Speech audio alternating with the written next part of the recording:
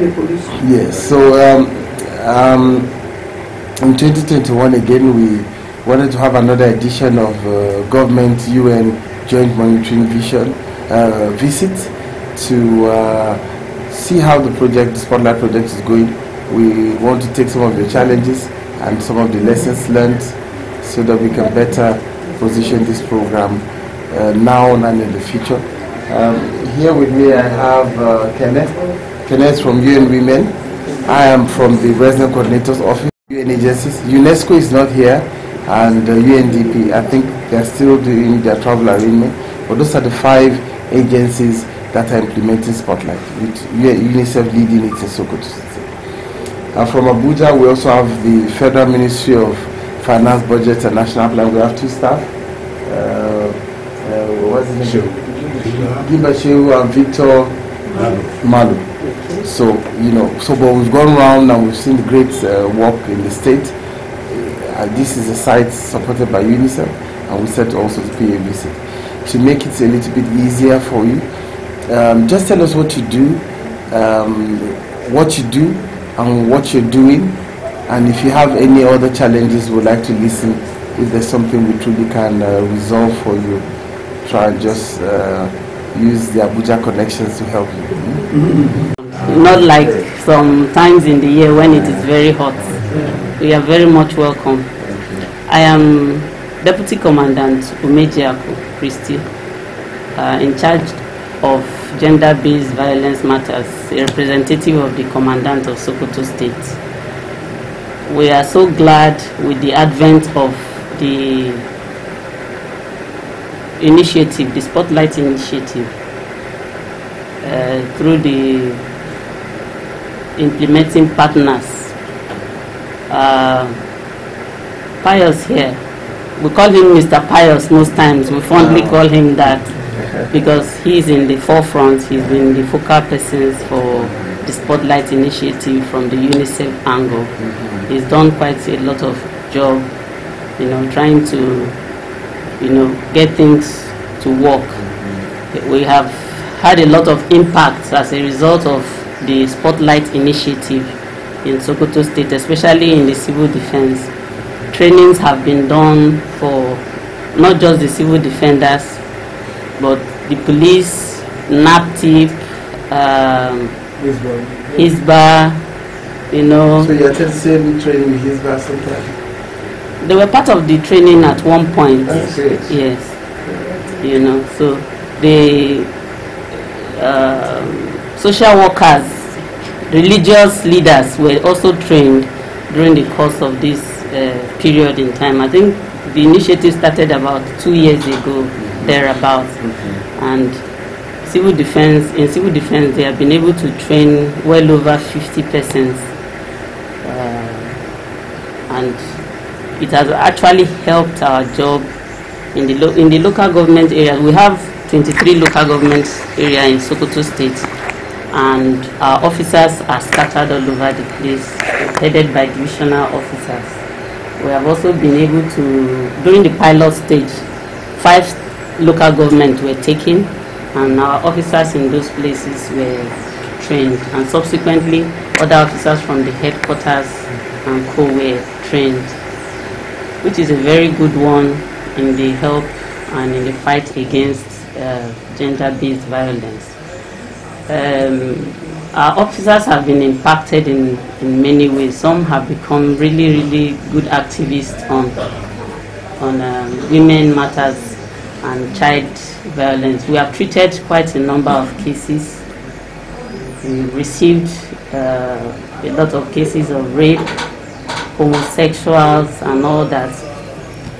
Even violence against women, naturally, we've also received such cases. Those ones that we could use ADR to solve, we were able to solve. But the ones that are crimes against the state, like rape, we have taken them to courts and the likes.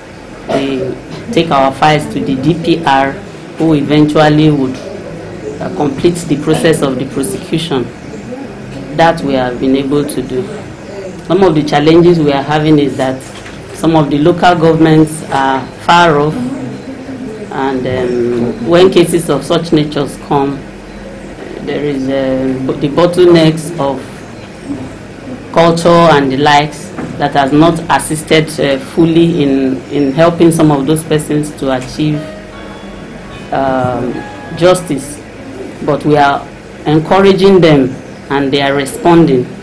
The initiative has also gone into the media. We've advertised through the various means that can be done in order to get people to be aware that they can actually have justice instead of their children to suffer and nobody is helping them. Sometimes when children are neglected, it's a serious problem. They fall into different kinds of ills. Just like I said, out of the over 1,000 staff that we have only been able to train only 50 or thereabouts, which is a small number. Yeah, if you can do more for us, we won't mind.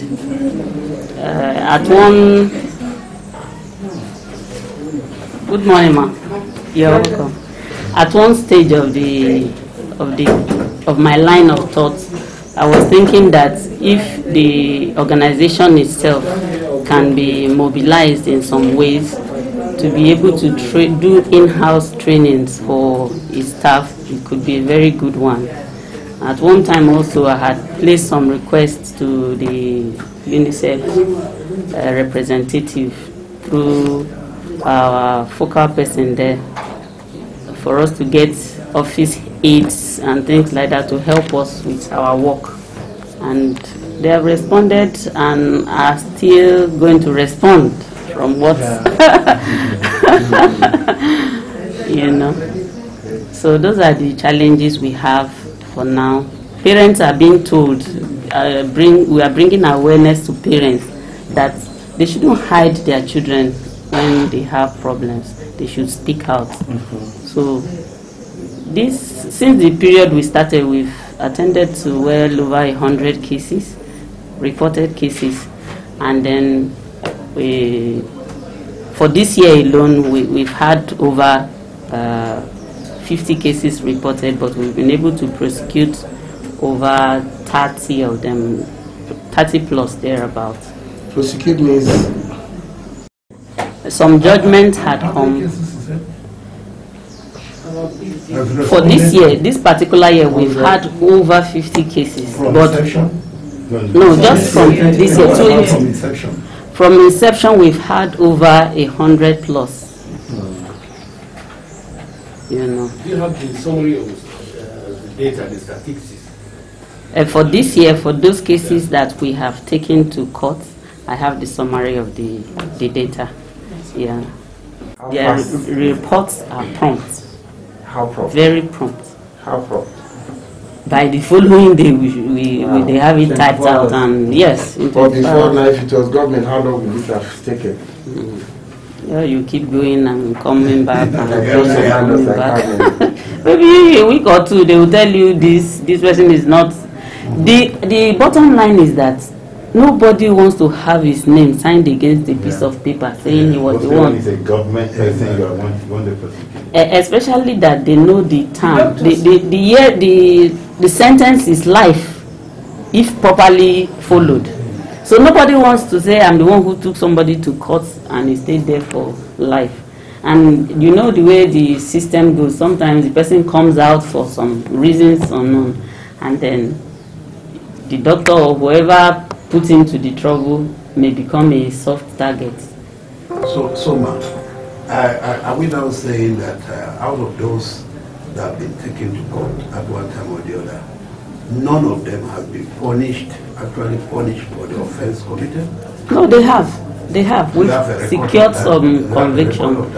If we have to do that, I will have to contact my legal officer to give me details.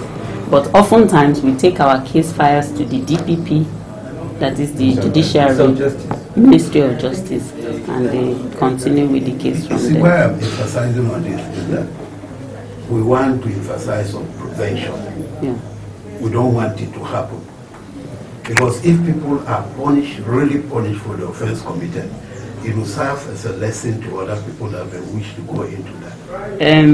The Ministry of Justice is only one judge that actually gives the 50-year sentence for such persons in the recent time that I had. Others will give less time and with options of fine.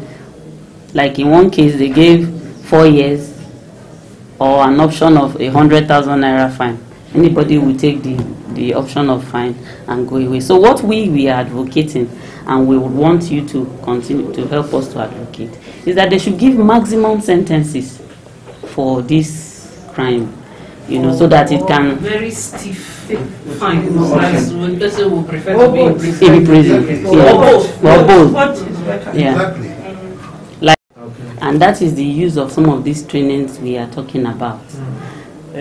When people are not aware of the strong position of the law about a matter, they may tend to play with it. So we've told our officers, and the current commandant we have is very strict on that. He will never take it from any officer who, for any reason, decide to take sides with parents or with anybody who is seeking resolutions. So that we are working on strongly so that we don't have it in our own system, as it were, because we've heard about them in different places. Resolutions are only for those, we tell them that if a husband, for any reason, have problem with his wife, and the problem is resolvable, you know, they could resolve. Maybe a husband got angry with his wife because of some reasons and it ended in fights. Now, for a first timer, we can allow them to resolve the case. But if the person becomes a perpetual, then we prosecute the person. So rape is a crime against the state. It's a rape. No settlement whether for first rape timer or or not. For rape. No resolution. I think that's great. Maybe to